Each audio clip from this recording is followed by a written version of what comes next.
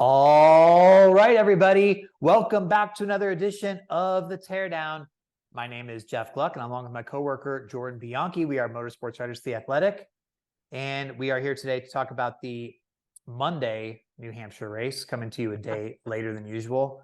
Not our fault. Not our fault. We would have loved to. I got a lot of tweets. I don't know about you, Jordan, saying, man, my Monday routine has been disrupted. I usually listen to you guys on the way to work. I got nothing. So we like ruin people's Mondays or set them back. So sorry about that. We appreciate it. We glad that you are part of the. We're glad to be part of your Monday rotation, and we're sorry that we couldn't help you out. Yeah. Blame Mother Nature. She sucks and hates NASCAR apparently for like 3 straight weeks now. Yeah, now here comes Pocono. So nothing. There's never any rain at Pocono. Only person who doesn't mind Monday races is Martin Truex Jr. By the way. Yeah. So what is this now? Is this number 4 for him? Yeah, at least 4. I think at least 4. Oh, at least 4. Because at least 4. Because he won the Dover one earlier this year. Yeah, and our friend NASCAR hasn't had a tweet or something he put out like yesterday. Like Martin has won 3 of these. So if that's the case, this would be number 4. I think it was. I wasn't familiar with this term, but I think it was Sam Mayer on Twitter that called him Monday Martin. Yeah, that's fair. Yeah, so I mean this was a quintessential Martin Truex Jr. victory. 1, it happened on a Monday. 2, complete butt kicking. Like it's a typical thing of like when he wins races, it feels so often like he just stomps at people. Rarely is it like a last lap pass by Truex or like he kind of steals one or anything like that. It's usually like he usually curb stomps. He's exactly like this. Yeah, it's exactly like this. It's just like start up front, lead a ton of laps, like no chaos, no nothing. Just everybody's gonna have to come beat me, and then no one beats them, and here we are. Yeah, and quintessential in that it comes at one of his many home tracks. So like it's all the Truex, all the things that you think about Truex. Yeah. When he wins or whatever, Martin Truex had a dominating Monday victory at one of his home tracks. Yeah. Like, nope, yeah. There you go. We've seen this. Yeah. But not a surprise. I think going into the weekend, we felt pretty strongly that it was going to be either Bell or Truex, and Bell's team simply put him in a bad spot early in the race twice. Yeah. And he still tried rallying and tried to get back up there, but we've seen over and over again this year that when you make mistakes, when something happens, it's a lot. Your day's pretty much done. I mean, look at Blaney, right? Blaney he was going to have a good day. He was going to run top 3. He was right there in position. They take 2 tires, runs over the air hose, done. He's not able to rally back. He ends up finishing 22nd. Yep. Yeah. You look at, this was an obvious one, a mistake that you can't overcome, but Eric Almirola, right? Oh. I mean, Truex is probably still going to win, even if Eric Almirola finished second, but you don't know. You never know. Right. You never know, right? That's what happens. Give yourself a chance. Right. Yeah. And, so he was going to be up there. He's leading. They take the 2 tires, leave a wheel loose, crashes, done. Yep. It's like you have to be perfect to win these races, which I'm fine with. Like, I think that's that's what you should expect out of it. Should be hard, right? And we saw it today. But Truex, in his team, they did everything right. This year they got the pit call right. Last year they didn't. James Small, obviously breathing a sigh of relief. Imagine if he'd been in control of the race for another year. He's been so close at New Hampshire multiple times. Last year was particularly close. They made the wrong tire strategy call, and that was it. Bell won instead. And so here they are in another situation today. What do you do? And he said he was leaning toward taking 2 tires, and they did. And that was the right call, but you don't know.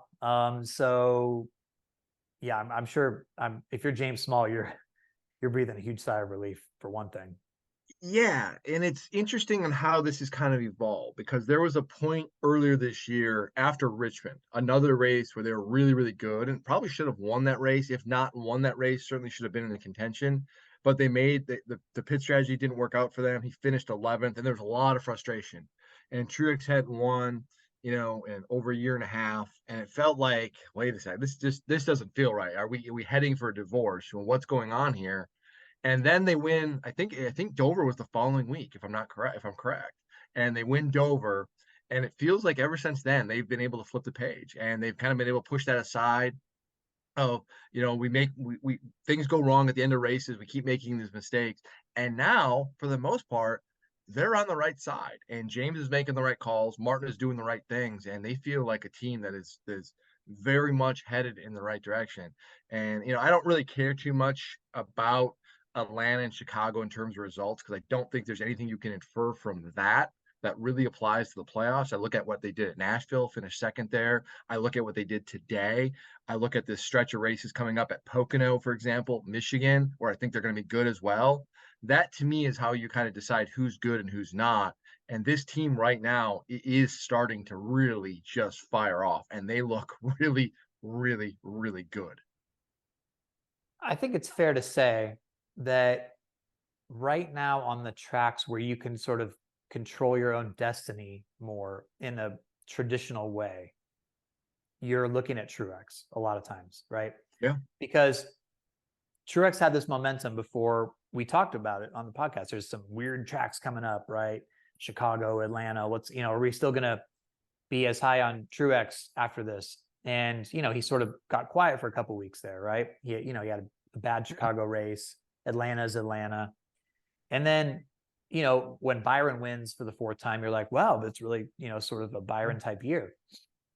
But then you come to a track like this, and Byron, for instance, he ran well for a little bit. He got up there when they had a strategy call early. And, he was okay. But then they fell back and they tuned themselves completely out of it or something. And Byron ends up finishing 24th and relinquishes the points lead to Truex. And, I think Dale Jr. on his podcast was making a really good point that Truex is sort of, this is before this. Truex is the championship favorite in a lot of minds, and there's good reason. And I think when you come at a track like this that a lot of people like to compare to Phoenix, especially, and Truex has a dominating performance.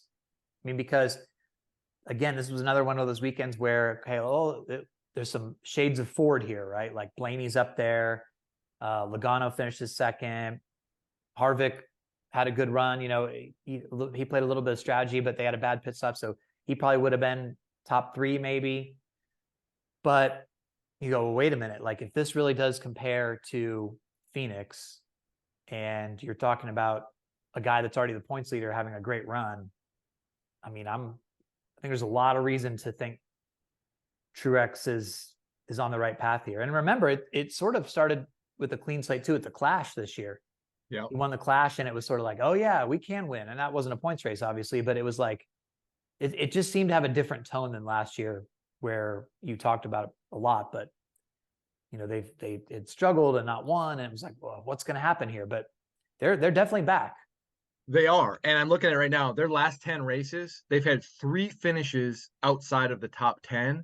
One of those was Darlington, where he led 145 laps, got caught up in a crash. The other 2 were Chicago and Atlanta, which again, I think you kind of got to throw those out. Other than that, in these 10 races, there's 3 wins, there's a third, and there's a second place finish and a 5th place finish. And again, these are all on tracks. Charlotte, Gateway, which again draws some similarities to Phoenix, we've heard, Sonoma, road course, Nashville. These are all tracks that you look at and you say, these are where you need to run well at if you're going to be good in the playoffs. And these 10 races are pretty good indicator that this team is going to be a factor. And this is what we kind of come to expect out of this team. And even last year was an off year and they didn't win a race, but I say this continually. They weren't as bad as people say they were. I know they missed the playoffs, but it took an unprecedented set of circumstances for that to happen. This was still a really good team for the most part. And it just feels too like, because for a while there, we had sort of a group of championship, maybe about 6 drivers where we're like, okay, Truex, Byron, Larson, Hamlin, you could throw in there, Chastain, and Kyle Busch for a little bit. Sure. And especially when he had started getting some more top 10s, that streak ended this weekend. But to me, like when you when you're really talking about championship favorites, you need to look at drivers who are consistently getting those results and where you can count on when they're coming to these tracks. You're like, yep, they're going to be good again. Kyle Busch all weekend, like they start. I mean, It was multiple a lost weekend for them. Just they started last, they finished last. Like it was as bad as you could get. And then we talked about Byron. Chastain finishes 23rd. You know, Larson was up there, but I don't really think he was in like contention really to. No, I mean, I never thought, oh, Larson's going to pass for the win here or something.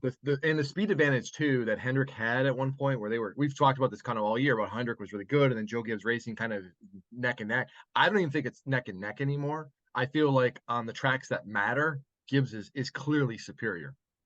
Well, and the other part of that though is in particular, it's Truex, right? Because like Denny seemed really frustrated today, like how, you know, he couldn't run with his teammate, right? Like he finished top 10, but he was clearly frustrated at the lack of speed he had compared to his teammate. And that's, you know, who you're measuring yourself against. So if you're Denny, you're like, well, wait a minute, what's going on here?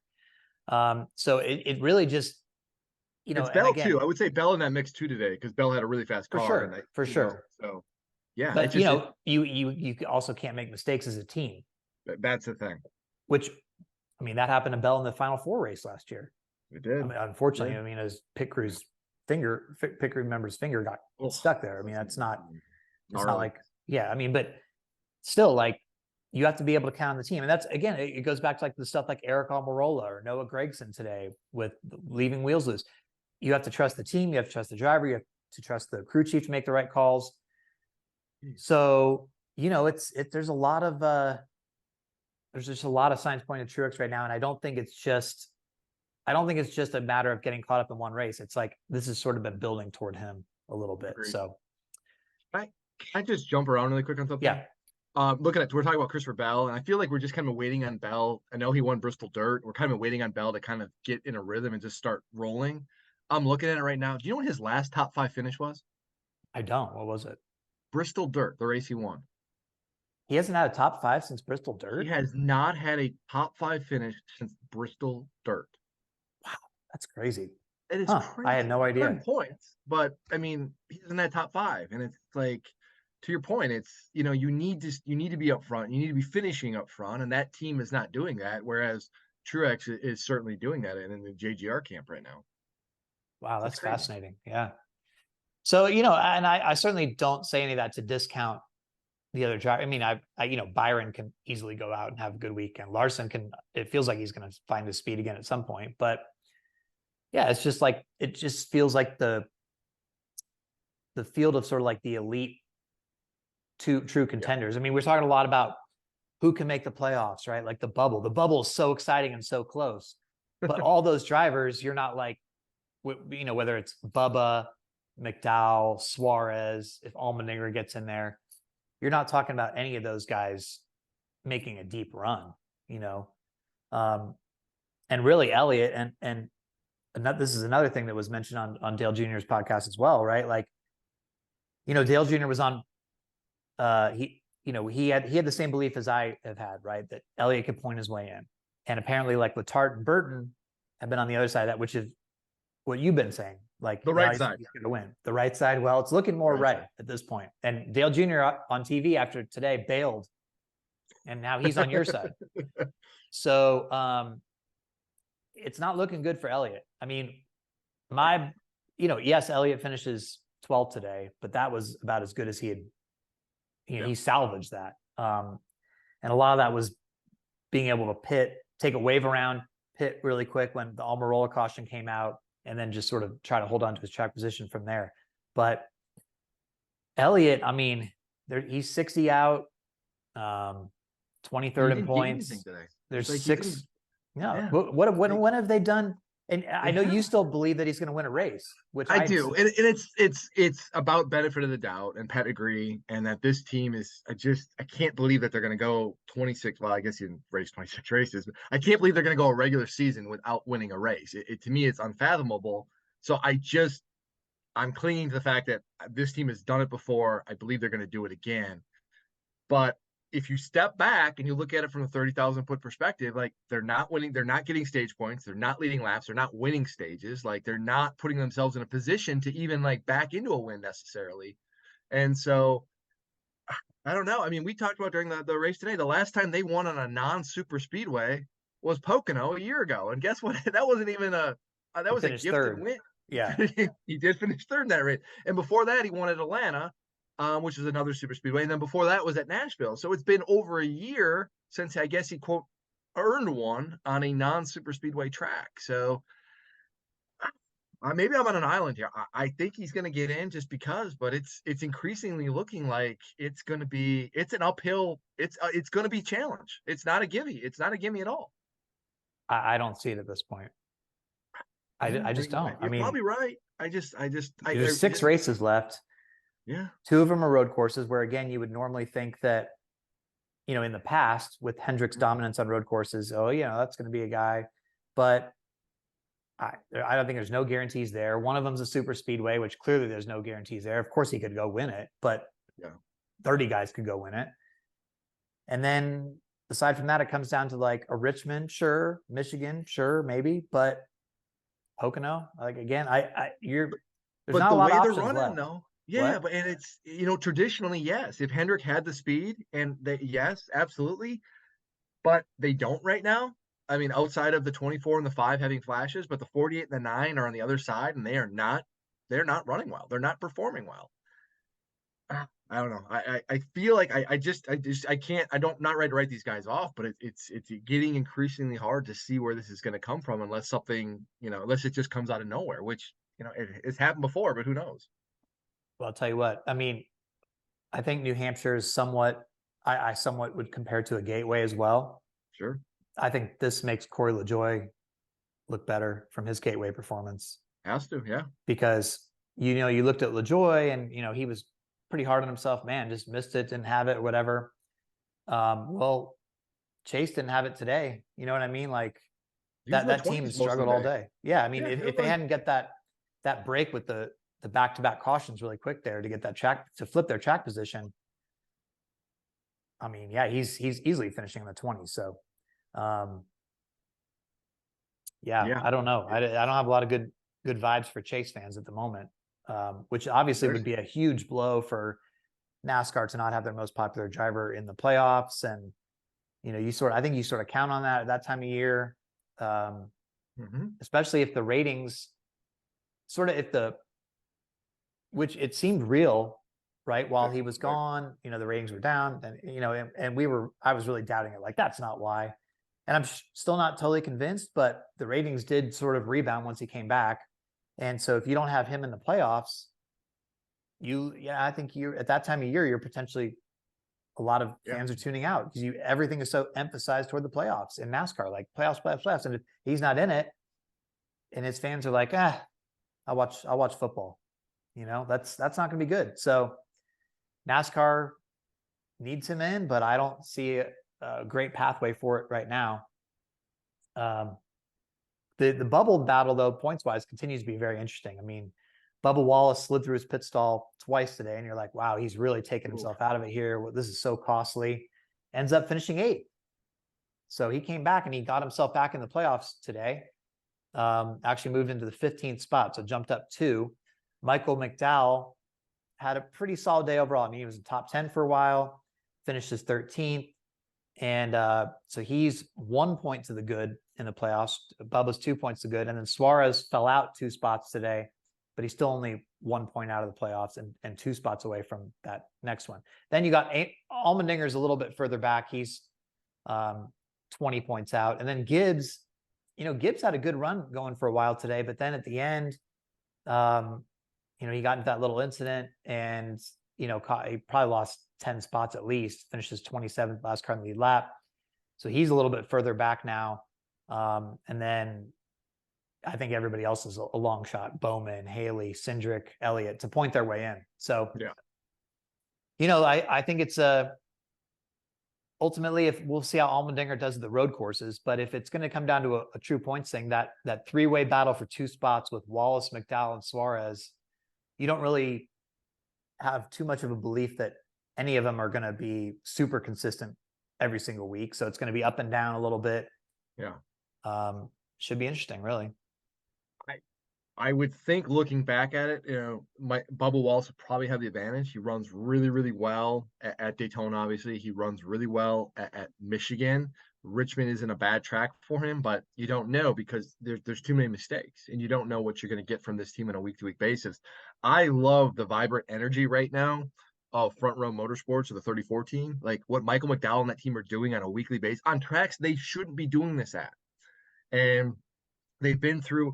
This is 3 different crew chiefs for McDowell in 3 straight years where he's figuring out, like, at some point we have to give him a lot of credit here because he's doing it with different personnel. The team continues to get revamped every year, and he's got that team in a playoff spot right now. That's crazy. And I don't, you want to sit there and say, oh man, they're not going to be able to do this at Richmond, or, and who knows about Michigan. Well, you don't know, but guess what? He's figured it out so far.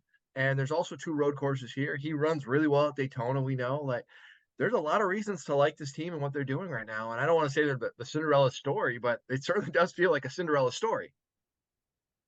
I think the Michael McDowell story has got to be the most underplayed, underrated thing that's happened so far this year. I mean, as you said, the Front Row Motorsports, it's not like, oh yeah, he won some super speedway and they're in the playoff position or whatever. No. I mean, he has pointed his way into a playoff spot straight up with 6 races left in the regular season, 20 races into the regular season. Michael McDowell is in a playoff spot on points. Mm-hmm. That is unbelievable. When you look back at his progression with Front Row, I mean, you just have to have maximum respect for a guy like that. Because it's felt like for years, we felt like, he might be done. I mean, is he on his way out at Front Row? Yeah.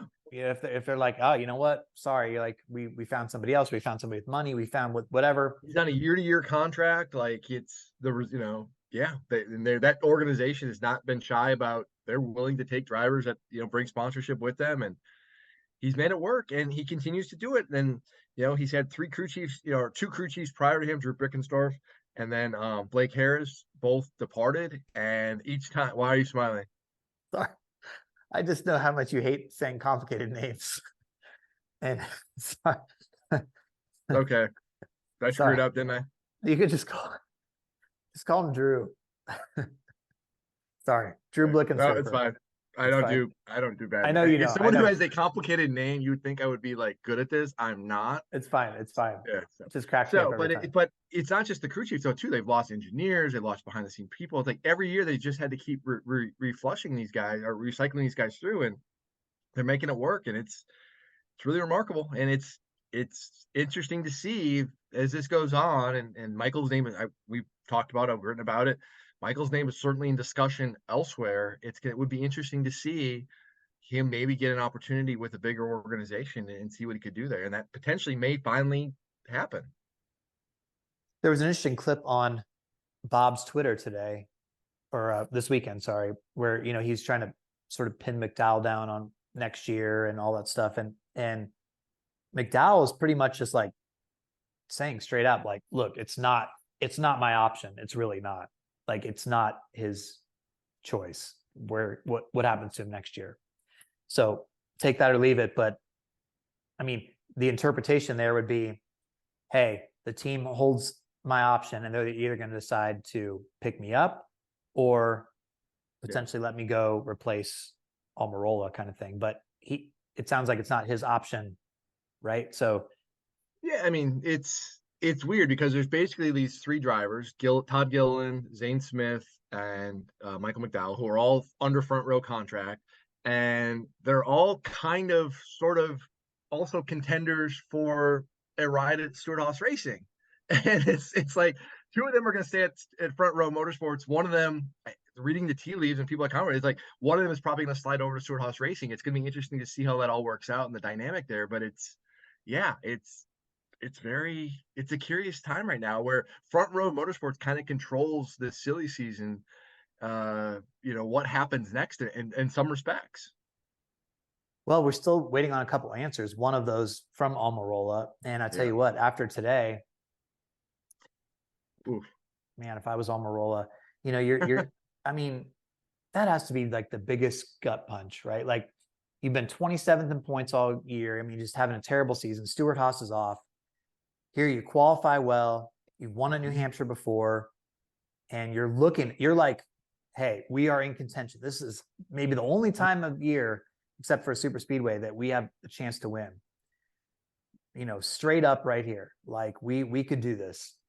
And your team doesn't get the wheel on and you crash while your restart is the leader. I mean, if you weren't leaning toward retirement before, I think I would just be like, you know what? You're done now. See you guys. I'm out. This has been fun. This has been real fun. Glad I came back for this. I mean, hey, I'm sure the money's I don't need great. the stress in my life. Whatever million he's getting paid, I'm sure that soothes helps. things, right? Yeah. But if you have enough, if you feel like you don't need any more money and you've saved well, and you're just like, what are we doing here? Like that's just got to be, ouch. But the other retirement question that I thought was a lot more of a foregone conclusion, which after watching the post-race press conference, I really feel so much less certain about is Truex, right? Because Truex has said, hey, I haven't decided yet, all this stuff. Bob asked him this week and he says, next question. You asked him, you tried to pin him down a couple times at Atlanta. And more than once. Yeah. Yeah. And he's saying, I don't know. Right. Yeah. But so Dan Gelston of the Associated Press asked him this question today. So why wouldn't you want to come back if you're on top of the world? He's on top of the point standings. Yeah. He's running great. Like, we're talking about him championship He's favorite. having fun, which is the other thing that he always talks. He talks about two important things. Sorry, I don't mean to jump in, but he always talks about two things. One, he wants to be competitive, and two, he wants to be having fun. And he has said on the record recently, he's doing both of those. He's having a great time. He loves his team, loves his guys, and he's obviously competitive. So you're checking those two big boxes. It would seem that the foregone conclusion is you come back. But that is not at all what he said. Why wouldn't you come back? I don't know. I'm not sure. I think, I was talking out there to Claire, and I was like, this sport isn't exactly what it appears to be sometimes. It takes a big commitment. My team is amazing. They deserve the very best driver, the guy that wants it more than anyone else. And I've been that guy. And I want to make sure that if I come back, I'm willing to do that. It takes a lot. It's not just show up at the track, drive the car, go home. Takes a lot. Takes a lot of commitment. It's a lot of travel. A lot of time missing things with family and friends and all those things that I've done for, 25 years. Do I want to keep doing it? And am I willing to, sacrifice all those things again for my team? So that's just what I'm thinking about. I don't know that running good and winning makes a difference. Be pretty awesome to win the championship and walk off into the sunset. But I just don't really know. I don't really know. I'm bad at making big decisions. I told somebody out there, I was like, I've been looking at saltwater boats for 5-6 years. Love to fish, spend a lot of time on the water, and I haven't pulled the trigger on a boat because I just can't make up my mind on what I want. I'm just bad at big decisions. And I'm about to buy one maybe this week. So I wish I had more time to figure out what I want to do next year, but I don't. So I'll know soon, and you'll know soon. And you said, I think on our Slack message to each other, like, this seems like a guy who, if he could wait till the off season, 100%. Yeah. But he can't. He's got to give an answer to the team. Yeah, and that's the unique thing about NASCAR is NASCAR's free agency happens in motorsports. It happens in the middle of the season and not the end of the year. If this was any other sport, they wouldn't be like, okay, let's play this through. I genuinely believe that if Truex had it in the perfect world, he would run this season out. And let's see how this ends. And then I'm going to make up my mind come November or December. And if he wins the championship, he kind of said it today. Like, he said he'd like to do a mic drop and ride off in the sunset. Yeah. And I really kind of get the sense, like, if he could in a perfect world, I'm not going to make up my mind until later. If he wins the championships, like, peace out, and then we'll see how this goes. And yeah, because of sponsors and everything else, you do have to make up your time. You don't have this excessive amount of time to make a decision necessarily. Part of me does wonder though, and this is just pure speculation, whatever, right? The in-house option for Joe Gibbs Racing is pretty obvious, right? I mean, it's John Hunter Nemechek. Yeah. John Hunter Nemechek, that would probably Toyota likes him. Joe Gibbs Racing is really high on him. Natural fit.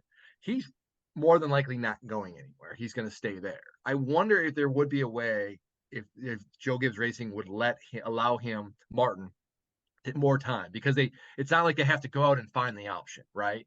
So, who knows how that works, but I don't think that it is. And he said it today. Like, I kind of got to make up my mind. And, I've had the conversations with people in that camp and they have said the same thing. Like, we kind of need to know because we have to make some decisions. So it's unfortunate, but that's the reality of it. I see what you're saying though, because if it was like, okay, we don't have a great backup, so we've got to, if you're going to leave, we need to know now because we're going to miss out on like a Zane Smith or somebody else 100%. Is going to sign. You got to go get somebody. Right. Yep. But they already have their guy, the successor, likely in-house, it seems. So then it's just a matter of, okay, are we going to run this guy in Xfinity one more year? Are we going to need somebody else from Xfinity? It's a lot easier to find a replacement Xfinity Series driver, probably. Ryan Truex is out there, for example. Like, I'm just, I mean, there's guys out there. Right. Yeah. So, yeah, I mean, I think if you're Martin, I'm sure you're feeling the pressure and they're constantly like, hey, it'd be nice to have an answer here. But you probably, if you're Martin, also know, like, what are you going to do? Like, are you going to pull my ride out from under me and say, oh, sorry, there's no place? Like, I mean, they need an answer, but he's just going to have to figure it out for himself. I mean, and I don't know when you get that clarity, but I tell you what, this has stuck with me. So I think it was probably about a year ago, or maybe a year and a couple months ago, where on Nate Ryan's podcast, I think his guest was Kyle Petty. And Kyle Petty had basically said, once a driver starts talking about, I don't know if I want to come back. I don't know if I have the commitment, desire, because last year, Truex was back and forth. I'm trying to figure it out, right? And he said, once that happens, you're done, right? Like, a driver is done because this sport takes being completely all in. And if you are questioning that and you don't think you're going to be able to do it, you're not going to be successful again. I think the fact that Truex has been able to seemingly overcome part of that or buck that trend is really notable in itself. But you can hear there in his quote, he's still questioning. He loves his team so much. He loves those guys. He loves James Small, all those guys. They've been together for so long. So much of that core team has come over, even from Furniture Row Racing. And, they're still sort of the core of it that was under Cole Pern, a lot of them.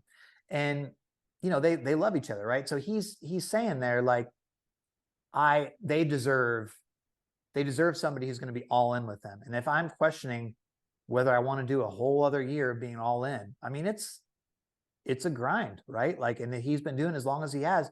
Of course, it's great to be winning. It's great to be having fun. But I can see where there'd be a temptation also if you're him going, well, maybe I should end on a good note then. Because the alternative is, potentially an alternative is, you come back, you've stayed too long, you have a year like, say, Almirola or something, where you're like, oh, now why did I come back? You make it through the middle of next season, you're not winning, Gibbs cars aren't as good or whatever. You're older too. You don't know where your performance is going to be at. I mean, he's my age, so I'm not going to say he's old. I get it. Trust me, but but it's you know what I'm saying though. I mean, you get your 40s, and like, as your driver, we know how that goes. Well, and he also said, essentially, like, he was talking about the time that's flown by, right? Like, there's that picture that Ryan Truex put out, and Martin alluded to it after the race, where he's sitting up in the stands. He's 13 years old or 14 years old. His dad won at this track in '94. And there's a picture around that time when his dad was racing of Ryan is probably about 1 year old and Martin is 13 or 14. And he says the time has flown and now he's where he is now. And his career's almost entirely gone by. Right.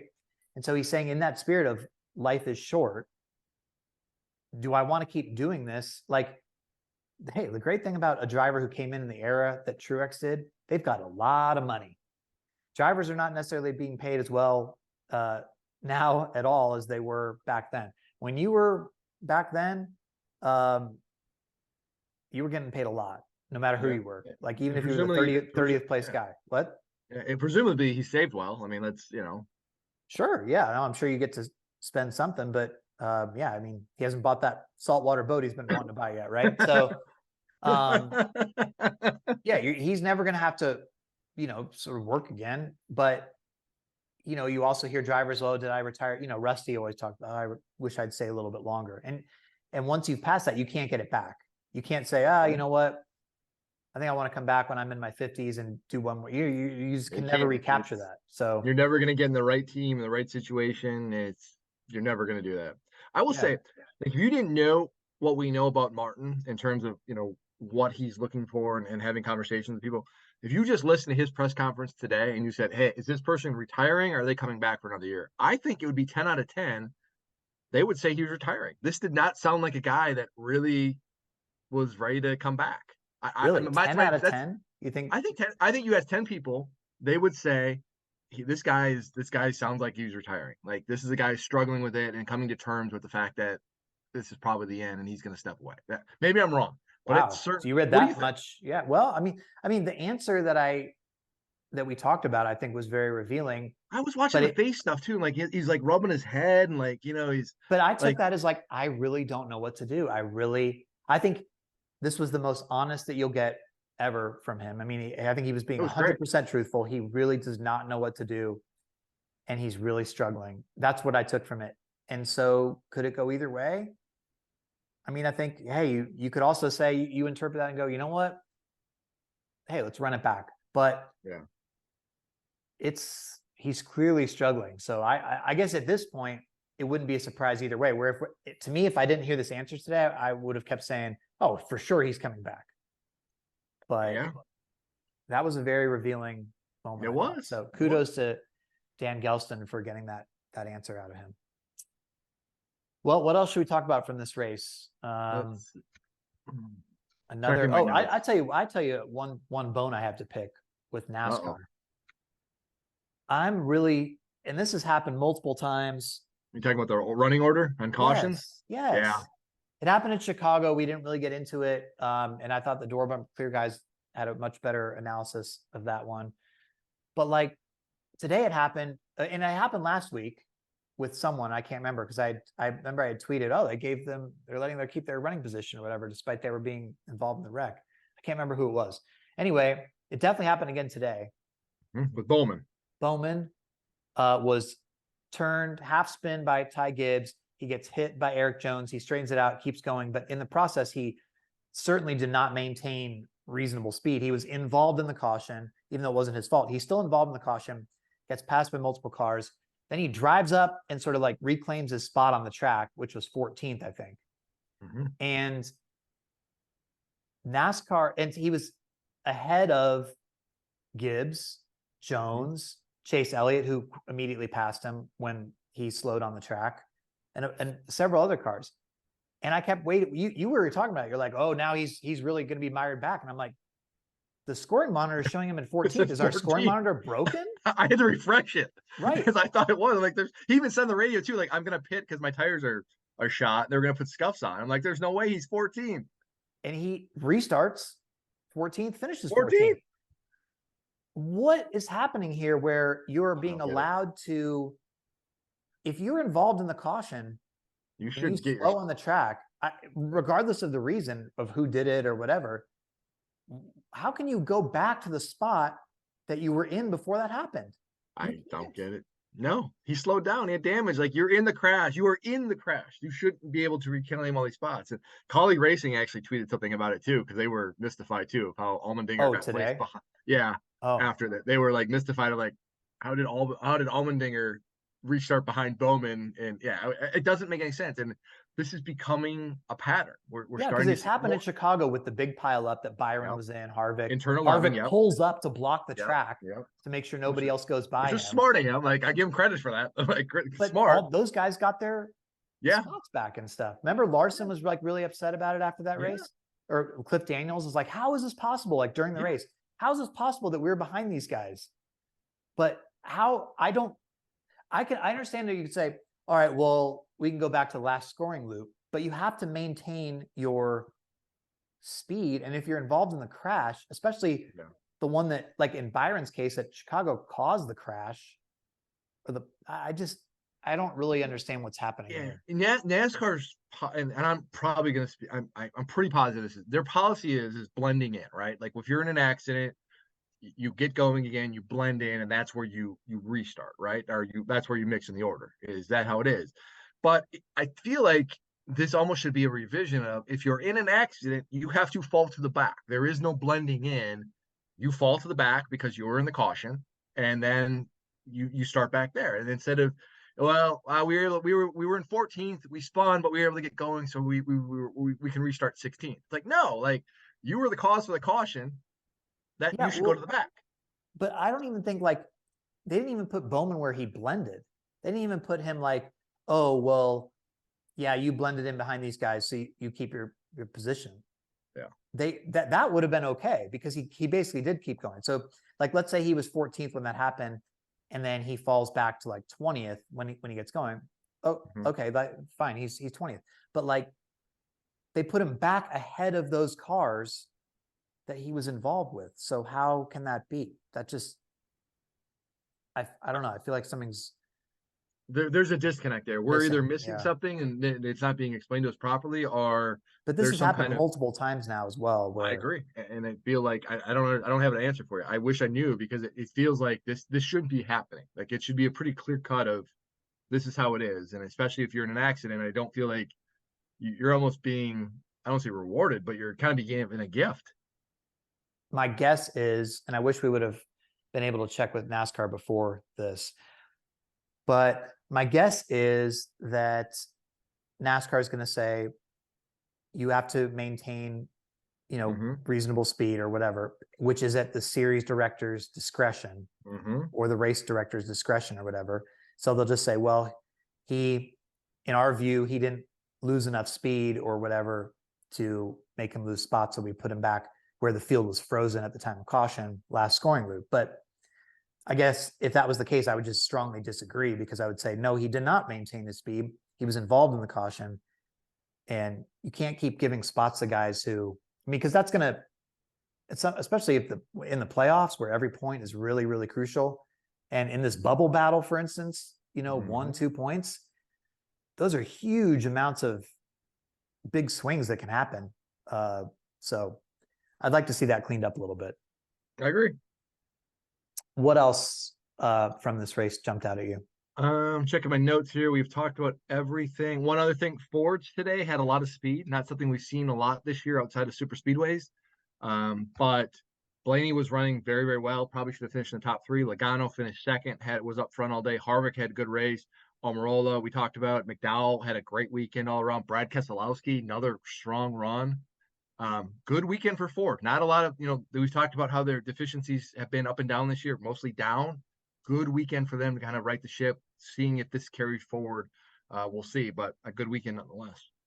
They seem okay on these type of tracks, right? Because like even, Phoenix, you think, well, like if I was going to go to Phoenix, I mean, Logano won. Harvick should have won it. You're right. I mean, Harvick should have won at Phoenix. Blaney's good at Phoenix. I mean, I don't know. Like I could see, and I think this is another thing that kind of jumped out at me from Dale Jr.'s podcast this week listening, is he was talking about how he's going to stick with Blaney as his championship pick, because if Blaney can get to Phoenix, that could be a place where Penske could do really well.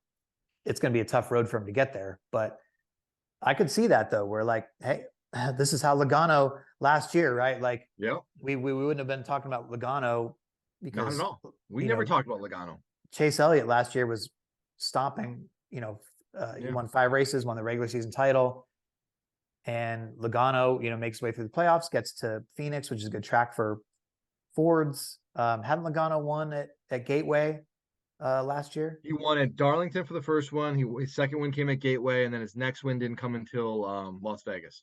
But the Gateway one was comparable to Phoenix, is what I'm saying. Correct. Yeah. So, correct. You could go back in hindsight and say, oh, well, So anyway, so I could see that. But again, I think it's just going to be, who can survive the rounds and all that stuff. But still a battle first to be decided who gets in the playoffs before we decide who's going to advance. So Yeah, I feel like every year, and I was just perusing trying to figure out if there was an explanation on the Alex Bowman thing, and I did not see it anywhere. So I guess we'll see what happens, but I'm curious to see what that is. But I feel like this has kind of been the pattern. If you go back to 2021, no, 2020, that was the year where Kevin Harvick, blew everybody's doors off, and Denny Hamlin was kind of neck and neck with him for a while, and it was like, oh man, can anybody beat Harvick? Well, Harvick didn't even make the championship four, and you go back a year ago and Chase runs away with the regular season, and it feels like, okay, he's going to be the guy. Well, yeah, he made the championship four, but he wasn't, he didn't factor into the championship race. And so you just, I feel like we have a lot to be decided still. And there's going to be some guys teams that find things along the way here. And there's a lot of tests still out there, and somebody's going to hit on something. It's about getting hot at the right time. It's about capitalizing when you have an opportunity to win a race in the playoffs and winning it, because that way you're sure to go in the next round. And it's just clearly, and this year especially, it feels like mistakes, and the teams that can avoid mistakes are make the least amount of mistakes or figure out a way to overcome their mistakes are going to be in the best position, because this year just feels like there's so many of them this year where it's just teams keep just good teams that you don't expect to do this to. They keep stubbing their toe. So there was a new tire compound that they tried this week, and it was supposed to be more high wear and create some more comers and goers for short tracks and things like that. I don't know. I think it was probably a step in the right direction. Like, you certainly saw, like, when Stenhouse early in the race tried to stay out on old tires, it didn't work at all. So clearly there was some amount of fall off, right? He went straight to the back, like he was lapped in 35th by the time that was over. But also, like, the race winning call was 2 tires. Yeah. So it felt like all day today was take 4 tires, then your next stop you take 2 tires, then you take 4 tires, then you take 2 tires. And that was if you did that pattern, you were going to be in good shape. Yeah. So and the call was not hey, 4 tires. We've got to take 4 tires here to win, because they would have been buried and they wouldn't have been able to overcome the 2 tire guys. So, I again, like, I think it was probably a step in the right direction, but was this like the short track game changer? No, I don't think so. Maybe if they keep going that direction, but you need softer compounds. Yeah. And also, like, we were talking last week, we were excited to see how this New Hampshire test was going to go. That ended up getting postponed due to the weather. So that's not going to be until after Richmond now. So we'll have to wait to see if that magical splitter is the answer for short tracks like this. So we'll see. Pocono next week. Any thoughts on Pocono? I was going to ask you, what do you expect? Well, I mean, I just think long green flag runs, fuel mileage. I think with this season, I would think that Toyotas are probably going to be good. Yeah. We'll see what the Hendrick cars can do, if they can bring some more speed on some of the bigger tracks. I think it's going to be another battle of the powerhouses. I just don't see too many underdog stories out there right now, at least contending for wins. So yeah, I think it's going to be one of the usual suspects. But I think this is the time where those teams need to step up, with Poconos and Michigans and places like that. So, yeah, I mean, the interesting thing there is points to be had. The stage breaks tend to break things up there. It's kind of like a road course, and you kind of have to be careful on how you pit. So if you're going for points, you got to play that strategy. If you're going to go for a win, you play a different strategy. So that's going to shape things up. To me, Kevin Harvick's a driver to watch. Like, he just keeps knocking out these good finishes to the point where if he get like a break or two, you feel like he punch his way through and get that win. And maybe you can do that. I mean, we didn't see that win coming at Michigan last year. And yeah, the Toyotas right now of JGR are really, really strong, but he just keeps running up there to the point where you feel like he could get that win at some point. And I don't know if it's going to be next week or not, but it wouldn't be surprising if it happened. Jordan, was this a good race? What are people going to say? You want to give our guesses here? No, you won last week. You get to go first. Oh. I don't know. I mean, to me, I think probably not everybody got to watch this, first of all. So being on a Monday, but I think a lot of people might just say, well, Truex dominated as he does in these races that Truex dominates. I don't know. It's just not super compelling. I just don't see it being voted very high. I don't think it was like It wasn't a horrible. terrible It race. was a race. It was was a a- race. It was a pretty New Hampshire typical race. New Hampshire race. Exactly. I mean, Exactly. New Hampshire is just not amazing unless you have rain at the first part of the race, wreck the top contending cars, and have Eric Almirola win. That made that New Hampshire race got an 85%. Last year's New Hampshire race got 82% still. So Last year got 82%. yeah, I don't know why. Wow. Yeah. What I am blank. I usually feel like I'm pretty good at remembering these things. I am blanking about what made last year's race so. It was a Bell win, and he won like by 5 seconds. Like, yeah, but he didn't dominate. Truex dominated that one, and it was yeah, sort and he of had like he had a pit call that he did, But right. I don't remember that being like, oh my goodness, this is a great New Hampshire race. I don't know. Maybe at the time Bell wasn't winning very often, and that was early. He hadn't won in over a year. Yeah. Yeah, I don't know. It was kind of an upset. I don't know. So, right. I don't know. I mean, I'll just say I have really no idea. This is going to be really hard. I'm just going to throw out a number. I'll say. Don't. What? I was going to say 70. No. Okay. Yeah, that's a good number. Let's go with that. I like that. 70 is good. 70 Oh, good. you're going way lower, aren't you? You're going. 70 is good. 60 something, aren't you? I heard. I sounded like you were going to say 6 there. Yeah. What are you going to say? I was gonna go 60. I feel like I went too probably high. too low, but you can change it. I mean, you No, actually didn't really technically give a number, for so it. I really don't have a good feel for it, honestly. I don't either. I just it's a typical. It wasn't like a Truex terrible race. It was just a Truex butt kicking. It was a and race. It wasn't anything. No, like I said, it's gonna be one of those races you look back and you're like, okay, cool, whatever. Yeah. I mean, you're just gonna. That's a lot of New Hampshire races for the most part, honestly. Well, apparently not. Apparently last year was amazing. Well, I get. Yeah. By the way, I didn't realize this is the first rain out ever for New Hampshire. Did not know that. That's remarkable. Yeah.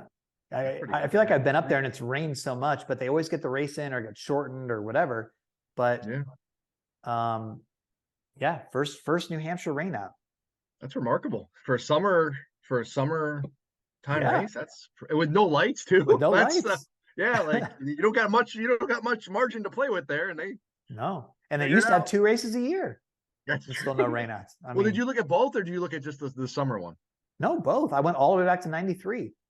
Wow, that's remarkable. Because one of my longtime followers who always camps at New Hampshire always cooks a lobster. This dude Eric, like he's always inviting me out. Hey, we're cooking lobster, and I'm like, yeah, I skip New Hampshire again, because it's New Hampshire.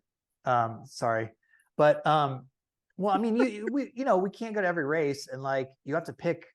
We have to kind of spread them out in the summer, and New Hampshire always kind of falls between like races that you would go to, maybe. So I don't know. I kind of had to pick between Pocono and New Hampshire this year, and I picked Pocono. So sorry, but he's. They cook a lobster. And so he was like, yeah, this is the first rain out I can remember. He's been camping there since like the 90s. And I was like, what? So I went back on Racing Reference and it was like Sunday, Sunday, Sunday, Sunday, Sunday, no Monday races. There was the Friday race in 2001. That day after Thanksgiving, won by Robbie Gordon of all people, which is remarkable. Where they had to reschedule it after 9/11.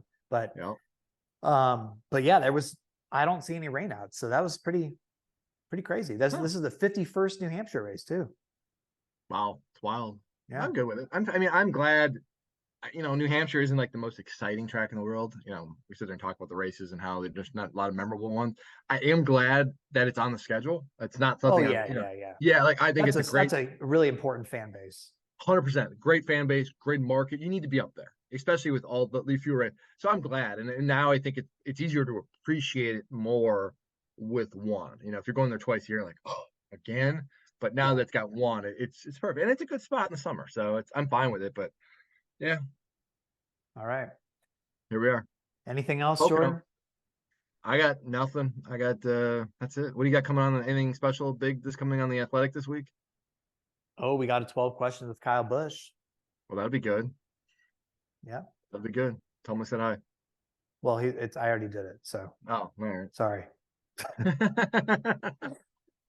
Anyway, everybody, I don't know how many people are going to listen to this one, because I'm sure this will be one of our lower numbers podcast of the year. Martin Truex Jr. dominating win. Let's tune in to see what the guys on the Teardown have to say about that. But if you made it this far, Thank we you. appreciate you. Thanks for listening as always. You guys are the best. So we'll see. The Pocono podcast last year was one of the top ones we've ever done, because right in the middle of the podcast, we found out that Denny was DQ'd. We gave our live reaction to it and didn't edit out our thoughts, and everybody for some reason went back and listened. So none of that this year. Martin did pass inspection. Oh, okay. There you go. I got that on my phone here, and yep. There you go. All right. Well, everybody, thanks as always for listening, and we will talk to you next time on the Teardown.